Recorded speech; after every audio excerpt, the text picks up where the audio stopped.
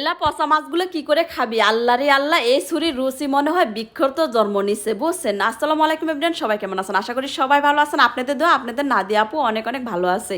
আসলে কি আর বলবো জানেন, এই যে কিছু পচা মাছ আছে এগুলো রান্না করব, রান্না করার পরে আপনারা এক একজনে মানে আসে ঘুমুর করে ভিডিও পুরা না দেখে না বুঝে তারপরে গপ করে একটা কমেন্ট করবি, বলবি নাদিয়া আপু পচা মাছ কীভাবে রান্না করে।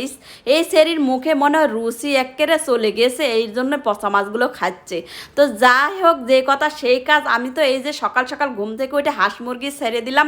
গ্রামে আমাদের যে কাজগুলো সেগুলো আমরা সকাল সকাল করি ঘুম থেকে উঠে। আর আকাশের আবহাওয়া এতই মনে হচ্ছে ঠান্ডা বাতাস, মনে হচ্ছে বাতাসে আমাকে উড়ে নিয়ে যাবি।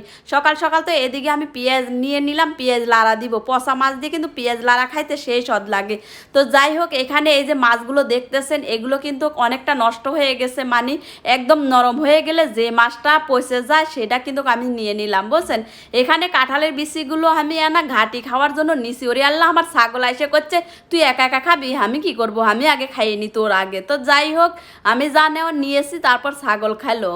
তারপরে এদিকে ভাতগুলো তো হয়ে গেলে ভাতগুলো ঢাইলে নিয়ে আমি করছি দৌড় মারে তাড়াতাড়ি আবার রান্না বসান লাগবি তরকারিটা। কথা কি আর বলবো, বুঝছেন? দুঃখের কথা, বাহিরে চুলার পার রান্না করি আমরা, মনে করেন বৃষ্টি এই দৌড় মারে চলে আসে আর বৃষ্টি দৌড় মারে চলে যায়, এই হলো আমার অবস্থা। কি আর বলবো, তারপরে আর কি ধাপ করে আমি তো করছি গরম গরম ভাতগুলো ঢালে নি।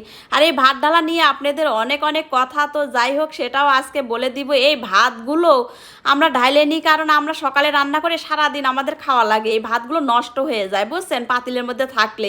এদিকে দেখুন, আমি তো এই যে পেঁয়াজ দিয়ে নাড়া দিব, মানে মাছ নাড়া দিব, পচা মাছগুলো এগুলো কিন্তু একদম পচা লয়, নরম নরম হয়ে গেছে, তবে গন্ধ বাইর হয়েছে, জানি না খাওয়া যাবি নাকি। তারপরও নাড়া দিয়ে পেঁয়াজ দিয়ে নাড়া দিলে মনে হচ্ছে যে খাওয়া যাবি। আমরা কিন্তু এইভাবে মাছ পচে গেলে কিন্তু দেখুন একদম পেঁয়াজ দিয়ে কিন্তু বেশি করে আমি ঝোল দিয়ে দিছি। আর নাড়া দিমু, এগুলো কিন্তু নাড়া কি জন্য বলি জানেন?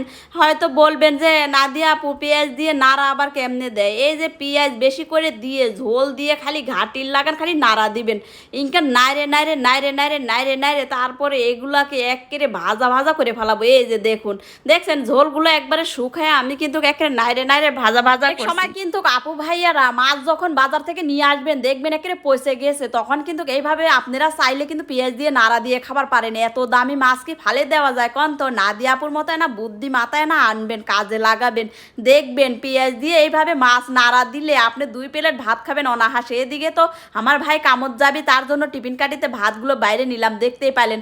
আর এখানে এই যে চাচিক তো তরকারি দিয়ে আসার জন্য প্রতিদিন আমি যাই, আমি করছি আজকে আমি খিদা লাগছে পেটের মধ্যে, ভাই তুই যা, ভাইক দিয়ে পাঠাইছি।